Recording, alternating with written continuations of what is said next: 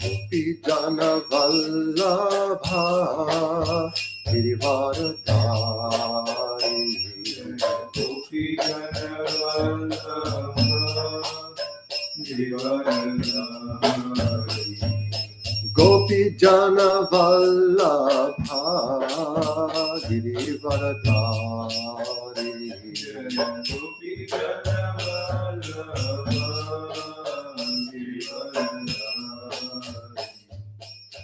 Yashoda Nandana Braja Janaranjana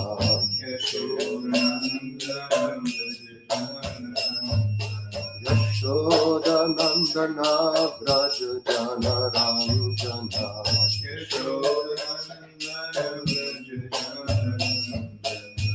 Yashoda Nandana Braja Janaranjana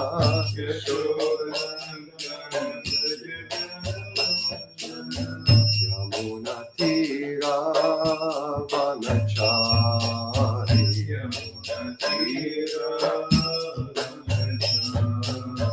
Yamuna Tira Vanachari Jaya Radha Madhava Kunja Bihari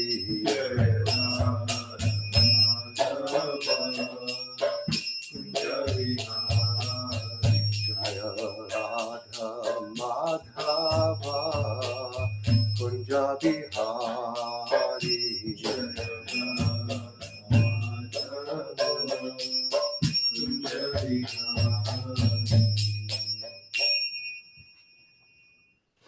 Srila Prabhupada ki jai, Shri Radha Madhava ki jai, Shri Radha Madan Mohan ki jai, Shri Gaurnitai ki jai.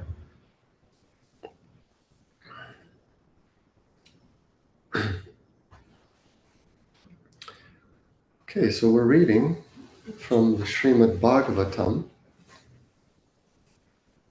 Canto 1, Chapter 18, Text 48.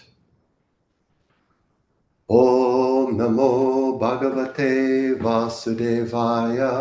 Om Namo Bhagavate Vasudevaya. Om Namo Bhagavate Vasudevaya. Om Namo Bhagavate Vasudevaya. Om Namo Bhagavate Vasudevaya. Om Namo Bhagavate Vasudevaya. Narayanam Namaskritya Narayanam Namaskritya Naram Chaiva Narottamam Naram Chaiva Narottamam Devim Saraswatim Vyasam Devim Saraswatim Vyasam Tato Jayam Udirayet Tato Jayam Udiraye. Om Jnanatirmirandasya Jnananjana Shalakaya Chakshurum Militam Yena Tasmai Shri Gurave Namaha Vancha Kalpatarubhyascha Kripa Sindhubhya Evacha Patitanam Pavanebhyo Vaishnavebhyo Namo Namaha. Jai Shri Krishna Chaitanya Prabhu Nityananda Shri Advaita Gadadhara Srivasadi Gaura Bhakta Vrinda Hare Krishna Krishna Krishna Hare Hare Hare Rama Rama Rama Hare Hare.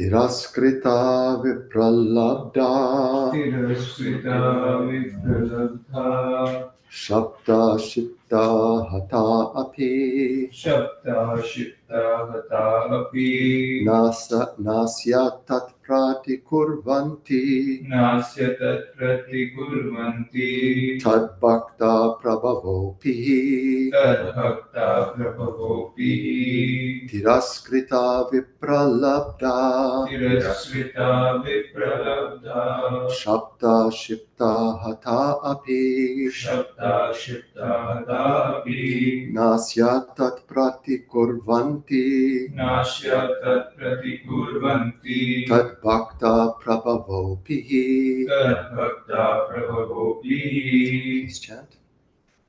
Tiraskrita vipralabdha Tiraskrita vipralabdha Shabda Kshipta Hata Api Shabda shipta hata api Nasyatat Pratikurvanti Nasyatat pratikurvanti Tad Bhakta Prabhuvopihi tad bhakta prabhavopi. Anyone else? Tiraskrita Vipralabdha Tiraskrita vipralabdha Shabda Shipta Hata Api Shabda shipta hata api Nasyatat Pratikurvanti Nasyatat Pratikurvanti Tad Bhakta Prabhuvopihi tad bhakta prabhavopihi. Tirakrita Tiraskrita being defamed, being defamed vipralabdha Vipralabdha being cheated, being cheated Shabda Shabda being cursed, being cursed Shipta Shipta disturbed by negligence, disturbed by negligence Hata Hata or even being killed, or even being killed Api Api also, also Na never never, Asya Asya for all these acts, for all these acts Tat Tat them, them Pratikurvanti Pratikurvanti counteract, counteract Tat Tat the Lord's, the Lord's Bhakta Bhakta devotees, devotees Prabhava Prabhava powerful, powerful Api Api although he certainly. certainly Translation and purport by His Divine Grace Srila Prabhupada. The devotees of the Lord are so forbearing that even though they are defamed, cheated, cursed, disturbed, neglected, or even killed, they are never inclined to avenge themselves. Purport. Rishi Samika also knew that the Lord does not forgive a person who has committed an offense at the feet of a devotee. The Lord can only give protection. The Lord can only give direction to take shelter of the devotee. He thought within himself that if Maharaj Parikshit would counter-curse the boy, he might be saved. But he knew also that a pure devotee is callous about worldly advantages or reverses. As such, the devotees are never inclined to counteract personal defamation, curses, negligence, etc. As far as such things are concerned, in personal affairs, the devotees do not care for them. But in the case of their being performed against the Lord and his devotees, then the devotees take very strong action. It was a personal affair, and therefore Shamika Rishi knew that the king would not take counteraction. Thus, there was no alternative than to place an appeal to the Lord for the immature boy. It is not that only the Brahmanas are powerful enough to award curses or blessings upon the subordinates. The devotee of the Lord, even though he may not be a Brahmana, is more powerful than a Brahmana. But a powerful devotee never misuses the power for personal benefit. Whatever power the devotee may have is always utilized in service towards the Lord and his devotees only.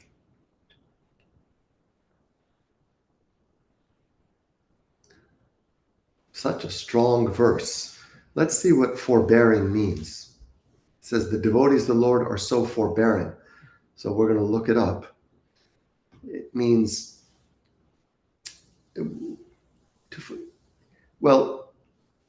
patient.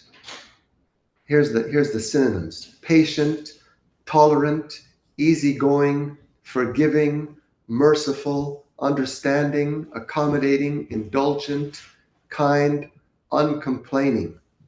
These are the synonyms of the word forbearing.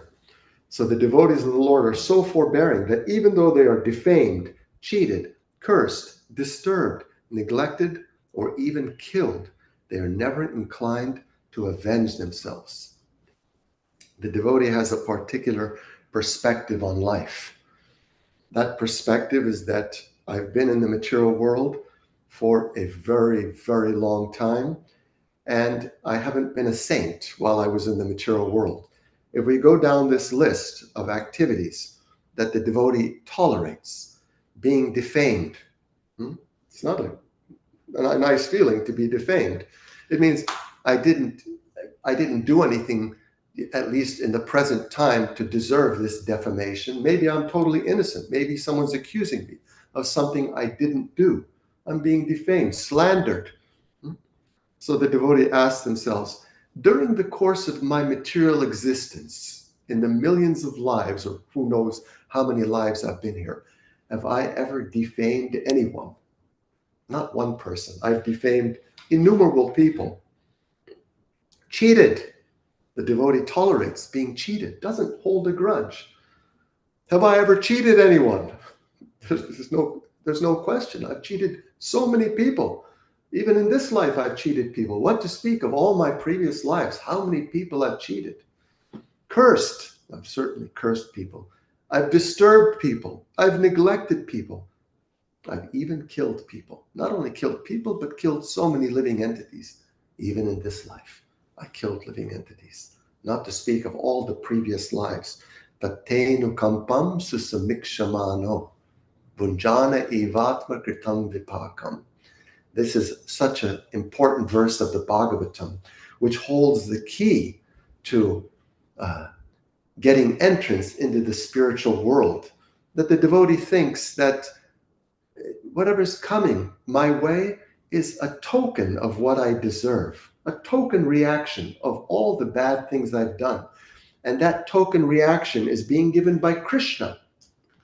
So the idea of complaining or begrudging or retaliating, it means somehow I'm not seeing Krishna's hand in the circumstance.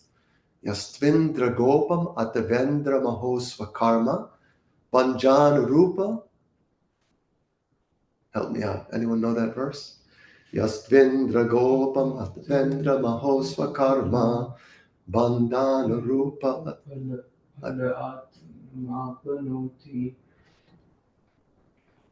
I forget it too.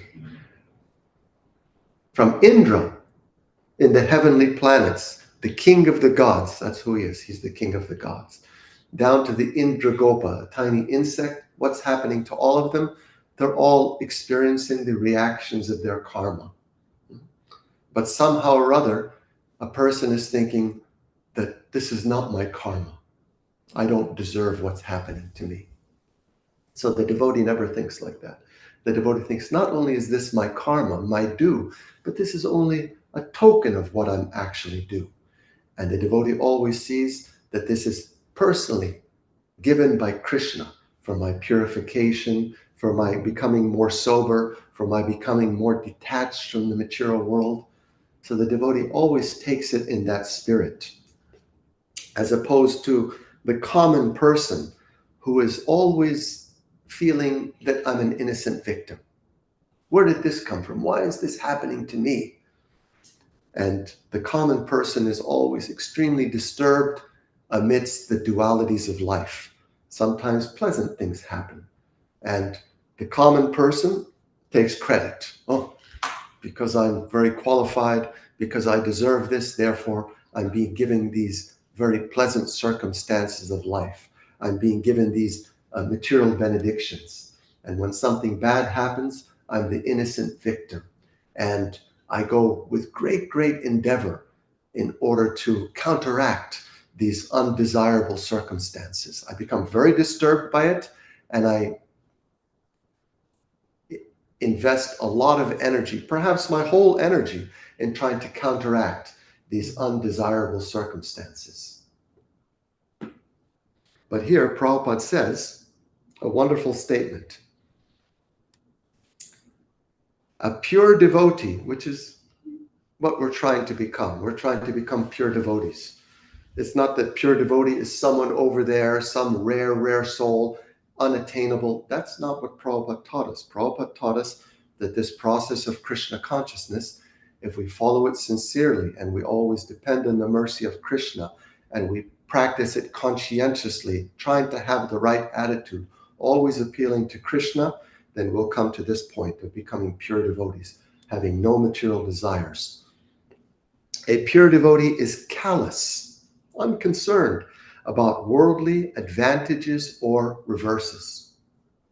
He's callous to it because he knows I'm in the material ocean, and the nature of the ocean is that it's full of waves. So sometimes the wave is tossing you upwards, and then you're there, and the sun is shining on your face, and you can feel the breeze blowing, and life seems to be very smooth, but guaranteed that very soon the circumstances will change. Yes? Yes. As sure as day. I don't even know if that's the saying, but Krishna says in the Bhagavad Gita, what's the verse from the 2nd chapter? One must learn to tolerate the seasonal changes. Matra sparshashtu konteya shitoshna shuka dukada agama paino nityas tangs titikshashva. Titiksha, tolerate the dualities, the changing of the seasons. The seasons are always changing. Sometimes it's winter, and sure as day, it'll become the season, springtime, then summer, it'll be too hot, and they're always rotating. And the devotee knows that as sometimes I'm experiencing material comfort, other times I'll be experiencing material discomfort. And the devotee continues with their business. What's our business? Our business is that Ekale Ishwara Krishna Ara Savabritya. I'm an eternal servant of God, eternal servant of Krishna. My only business is to continue serving Krishna amidst the dualities of life. And the devotee is very careful not to allow their consciousness to become so entangled in the dualities of life that they forget Krishna. Because that's what happens. Some unfavorable circumstance comes, and the nature of the mind is that it wants to get pulled into the drama. This person did that to me, and then a person starts talking about it. This is what this guy did to me. Can you believe it? And then they get into it, and they start talking about it with other people. Instead of talking about Krishna with other people, or talking about philosophy, or talking about seva, or talking about something uplifting, now I'm just talking about the thing that happened to me. And my mind is becoming immersed in that superficial, external event. And what's happening? I'm forgetting Krishna. Therefore, I've been defeated by Maya because I've taken the worldly circumstance too seriously. So what does that mean? The devotee does nothing? The circumstances of life come and someone cheats me, I do nothing. I don't know, okay, no big deal. Someone comes and does something, I do nothing. Is that what it means? No, it doesn't mean that. Vaisheshika Maharaj has given the instruction, which is, the sadhu instruction. What does he say? Be methodical, but dispassionate. Methodical, but dispassionate. So a devotee thinks, okay, here's a circumstance that's arisen in life. I've been cheated. It's clearly a case of cheating. Okay, I cheated people in the past, let it go. No, the devotee might take certain steps. Okay, here are the steps I can take in order to try to counteract this situation, but dispassionate. The devotee doesn't invest their heart, doesn't invest their emotions, doesn't invest their consciousness too deeply, just goes about methodically doing the things that can possibly be taken care of and considers very, very carefully and soberly. Okay, have I done everything that's possible to be done in this circumstance? Now I leave the rest up to Krishna. Krishna, I think I did what I am supposed to do. The result is up to you. That's the attitude of a devotee. Otherwise, it's so easy to get fully pulled into the drama.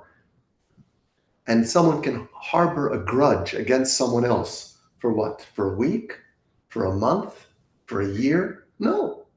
For 5 years, 10 years, on the deathbed. Laying on the deathbed, the person can still be thinking, that guy did this to me, I was betrayed. Because in this world, it's inevitable. These things are going to happen. This is the world of disappointment. Yes? The world of disappointment. And Krishna's arranged it in that way, that we become disappointed with all of it. We become disappointed, material friendship. So often in material friendship, there's betrayal. Why? What's material friendship based on? It's based on a mutual self-interest. I'm going to get something out of this. You're going to get something out of this. We're friends. I'm not saying there's not any good feelings. There can be good feelings also. But there's, at the heart of it, there's some self-interest. We're partners in this. And with our partnership, we'll move forward our agenda of becoming happy in this world, of becoming successful, of fulfilling our agenda. And so when that's not fulfilled to some degree, then the friendship can break. What to speak of relationships between male and female?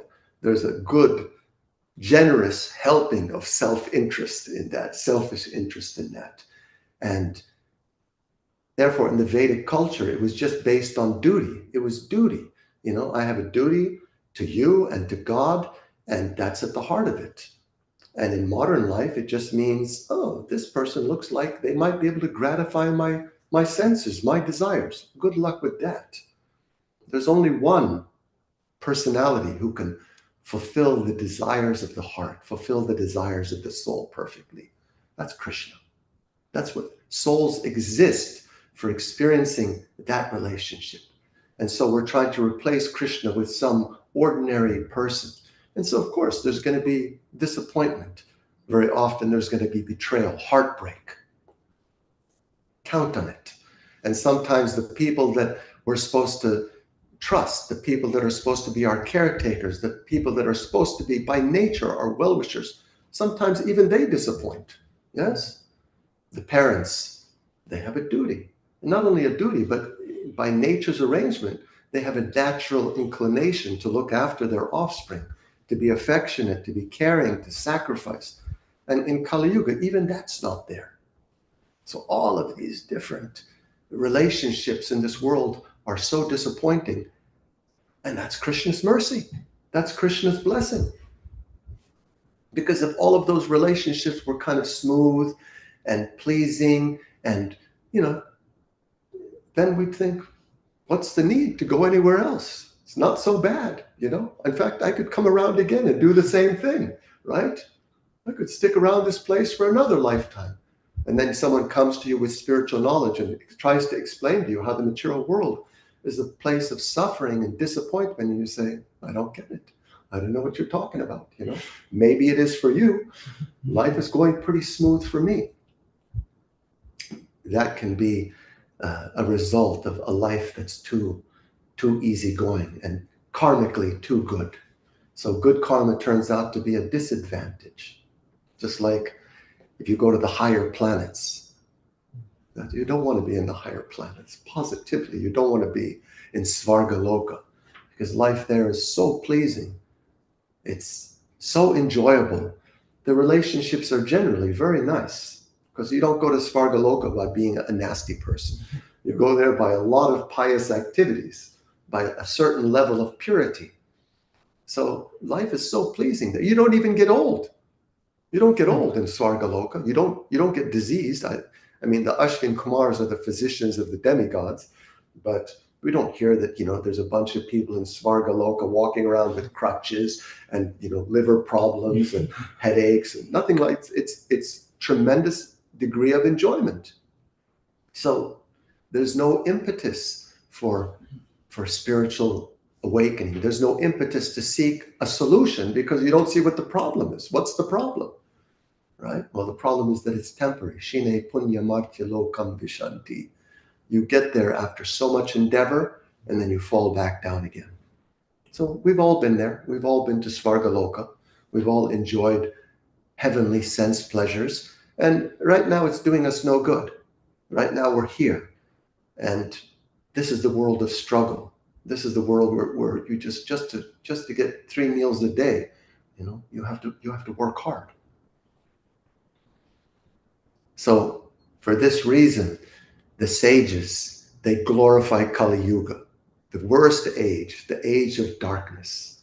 Manda sumanda matayo, manda bhagyahu padrutaha. It's a wretched age. Really, it's wretched. There's so much exploitation. There's so much impurity.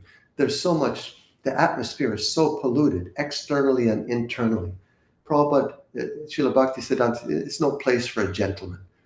So why are the sages glorifying the Kali Yuga?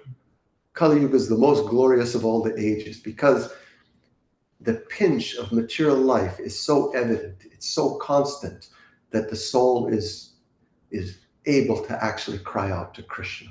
Krishna, I get it. I want to come back to you. I want to reconnect with you. Because that's usually what it takes. It usually takes that I'm just miserable and frustrated and I'm unhappy, I'm unfulfilled. So what are the options? I tried all the different options out. None of them worked. So let me try out this Krishna option. Yeah? And Krishna doesn't mind. Krishna is so magnanimous. He's so kind-hearted. He's so accommodating. He's so forbearing. Yes? This is the description of how the devotee is so forbearing. But just consider how forbearing, how tolerant, how merciful Krishna is. That you've got these living entities that they leave him. They turn their back on him. And what do they do when they turn their back? They just go and live a nice independent life. No, they curse him. They deny that he exists. They try to exploit his material energy. They abuse his living entities. And finally, after suffering for so long, they come back and they turn to him. Why? Because they want to love him? No. Chaturvidha bhajante mam jana sukritino arjuna arato jigyasur artarti. Yes? Among those four who turn towards Krishna, what is it? Oh, Krishna, I just want to love you. No, it's typically some selfish motive. I've got no money. Oh, I found out Krishna's Madhava, the husband of the goddess of fortune. Let me go pray to him. My dear Lord Krishna, can you share a little bit of that wealth? Can you throw a little bit my way, right? I'm suffering. I go to Krishna. So Krishna is so accommodating, so forbearing that, okay, never mind. Fine, you've turned to me. All debts are forgiven. All debts are forgiven. Forget about what you did in the past. Oh, this living entity is turning towards me. Oh, wonderful. He gives full encouragement. He gives full facility. There's no question of Krishna like, well, you really did a lot of bad things. You turned your back on me. No, Krishna's enthusiastically welcoming the soul back into the fold. That's Krishna's nature. And because that's Krishna's nature, that's also the nature of a pure soul. Because the pure soul has similar qualities to Krishna. Yeah? Titikshava karunika. It means the devotee is extremely tolerant, but it doesn't end there. It's not like, okay, I forgive. You've done something horrible to me. I forgive you. No, the devotee maintains a well-wishing attitude towards the person who has caused them harm. The devotee's consciousness is never poisoned by a revengeful spirit, even though the devotee has the power to retaliate. You've got God on your side, that's quite an army on your side. And the devotee knows that, if I desired, then Krishna could punish this person. But the devotee never misuses their power, Prabhupada says. The devotee always maintains an attitude, a well-wishing attitude towards every living entity. Because sometimes someone does something wrong and the devotee says, yeah, I'll tolerate, but that guy's going to get his karma. And I might take some pleasure in that person getting his karma. Never. The devotee never thinks like that. Haridas Thakur was being tortured. Public humiliation and torture, being beaten in the marketplaces. Not only an innocent person, he was a pure devotee. And Lord Chaitanya was ready to come down with his Sudarshan Chakra and wipe out these people. But he couldn't. He couldn't. Because Haridas Thakur was praying. He was praying, my dear Lord, you please forgive these people. Please don't punish them. He was being tortured and he was praying to Krishna, you please forgive them. I want that they should be benefited. I want that they should get the highest good. That's the heart of a pure devotee. So there's a long way to go, but at least we know what the goal is. We know what what the right consciousness is, and we work towards that. Srila Bhaktisiddhanta said that we should wish the highest good. Who do we wish the highest good for typically? We wish the good for someone who's our friend, someone who's our relative. People go in front of the altar. Who do they pray for? I pray for my friend. I pray for my relative. I pray for my family members. I pray for, someone who's neutral. But Srila Bhaktisiddhanta says we should wish the highest good for our worst enemy. Worst enemy means I'm not the person's enemy, but that person is somehow my enemy. That person, that's just the nature of this world. You're walking through this world. Even Prabhupada's a Shakti-Avesh avatar, pure devotee, and there's some people who took the position of being Prabhupada's enemy. That's a nasty world. Such a horrible world. So wish the highest good for my worst enemy. And if a devotee adopts that attitude, then Krishna is purchased by that attitude. Krishna is so attracted to that mood of titikshava karunika, not only tolerant, but merciful. Krishna is very attracted by that mood. If you think about Haridas Thakur, amongst all the associates of Lord Chaitanya, they all got mercy from Lord Chaitanya, special mercy. But Haridas Thakur, he was getting ready to leave his body, and Lord Chaitanya came and said, what can I only have one desire, my Lord, that I don't want to, as I'm leaving my body, if you'll please, be there in my presence. So Lord Chaitanya came as Haridas Thakur was getting ready to leave his body, and he placed his foot on Haridas Thakur's chest. And Haridas Thakur, like a honeybee, was drinking in the beautiful face of Lord Chaitanya and chanting not Hare Krishna, actually. He was chanting Sri Krishna Chaitanya. And then he departed from this world. And then Lord Chaitanya personally picked up Haridas Thakur's body. And as the devotees were having kirtan, he was dancing with Haridas Thakur's body in his arms. And then he personally conducted the samadhi ceremony for Haridas Thakur. Why? Because this Haridas Thakur was the emblem of titikshava karunika, always maintaining a merciful attitude, even towards those who were abusive towards him. So this is a lesson that we're learning here from Maharaj Parikshit. Maharaj Parikshit was cursed.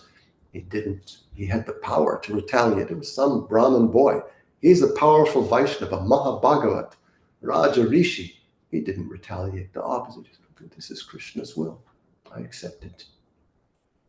And he achieved perfection.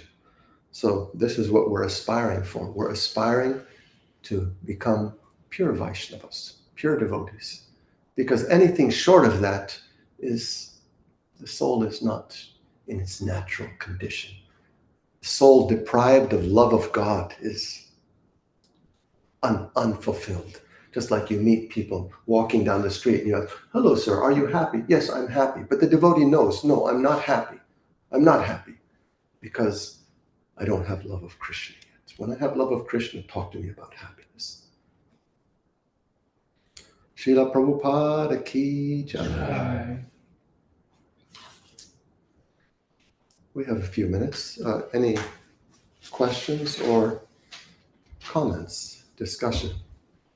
Thank you for the nice class and examples. Very nice. I really like the point where you mentioned when a person is receiving something bad in his life, a non-devotee, he becomes a victim and he tells everybody how he was wronged, something wrong was done to him, and he forgets to talk about Krishna.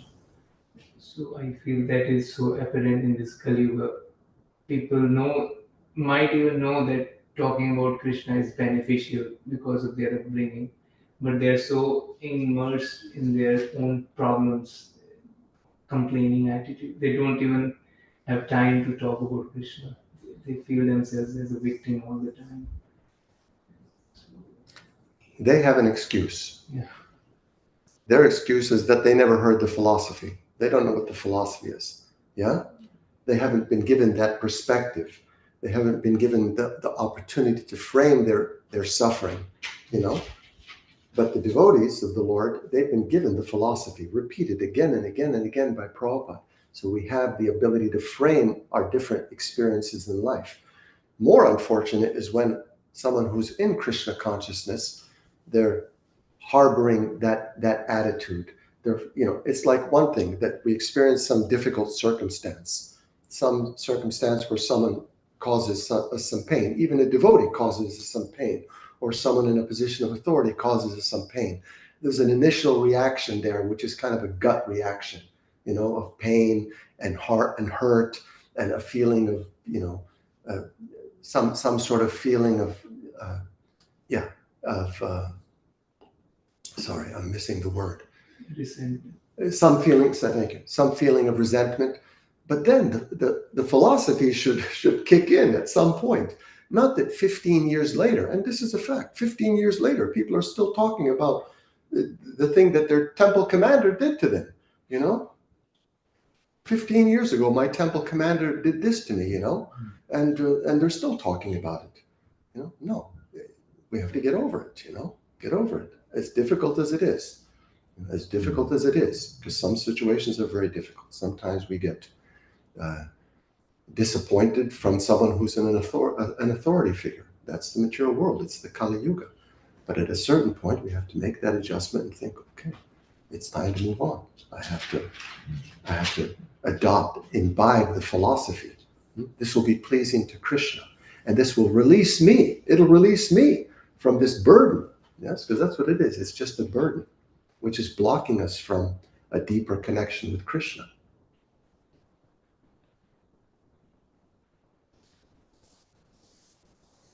Anything else? Online as well. Should I check? Anybody online, if they have any questions or reflections? If anyone online has a question or a comment, then they would post it in the chat, yes? Yeah, or they can talk. They can unmute themselves. Okay, or you can unmute yourself and speak, please.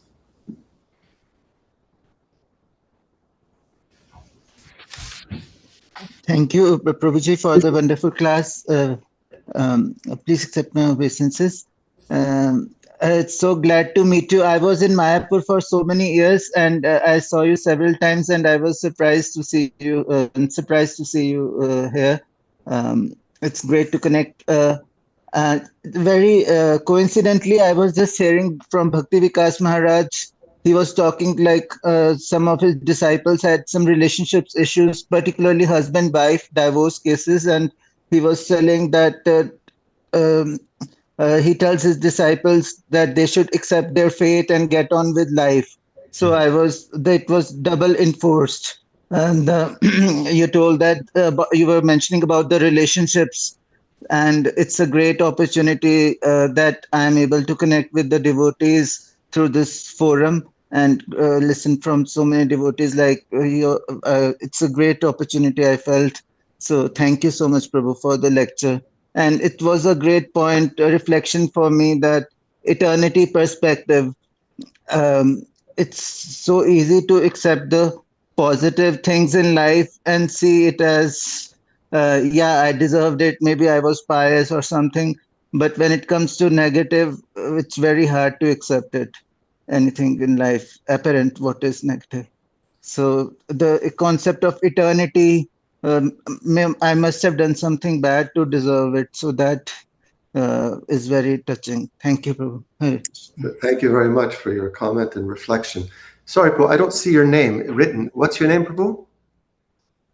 Rahul Piplani, Sachidulal Das, initiated by Indra Dumna Swami. Hare Krishna. Nice to meet you. Hare Bol. Hare Krishna. Thank you so much, Prabhu. Hare Krishna. Okay, so we have time for one more. One more. I suppose one quick one. Thank you for the wonderful class, by the way. And only because he brought it up, we're talking about relationships and self-interest. And this was from, this is in regards to husband and wife. And this is from the Chaitanya Madhya 15-65. Patim cha patitam tyajat. When a husband is fallen, one's relationship with him must be given up. And if a husband is fallen, that means that the relationship has gone into a relationship of sense gratification rather than service. And I was just kind of reflecting on what you said in terms of how our relationships should be conducted, like not for self-interest. This is a reflection or a question? Just a reflection. Reflection. Yeah. Thank you. Yeah, that statement is there in the pastime of Amoga with Lord Chaitanya. He offended Lord Chaitanya in a very bad way, and therefore that was quoted, I believe, by Sarvabhauma Bhattacharya. At the same time, we have the example of Prabhupada's sister. Her husband was fallen. Her husband was not up to the standard at all. But she said, okay, this is the husband that Krishna has arranged for me. He wasn't abusive or something like that, but he was fallen. And she stuck with him, and she maintained her position as a wife, and she did her duty. And Prabhupada pointed out that that was the right approach. So it's not an absolute rule. Otherwise, you'd have a lot of people leaving relationships. Right? It doesn't mean that you don't maintain your standards. You maintain your standards, your connection with Krishna, and you maintain your integrity. But one should not give up a relationship so somewhat whimsically. Oh, the husband is not, or the wife is not up to the highest standard, or the standard that I expect of them, or the standard that I'm at, therefore, reject everything. No. And then what are you going to do if you're 30, 35 years old? What, you're going to get married again? No, you stick with the relationship unless there's very, very strong reasons to break such a relationship. Hare Krishna. Srila Prabhupada ki jai. Prabhu ki jai. Hari Bol.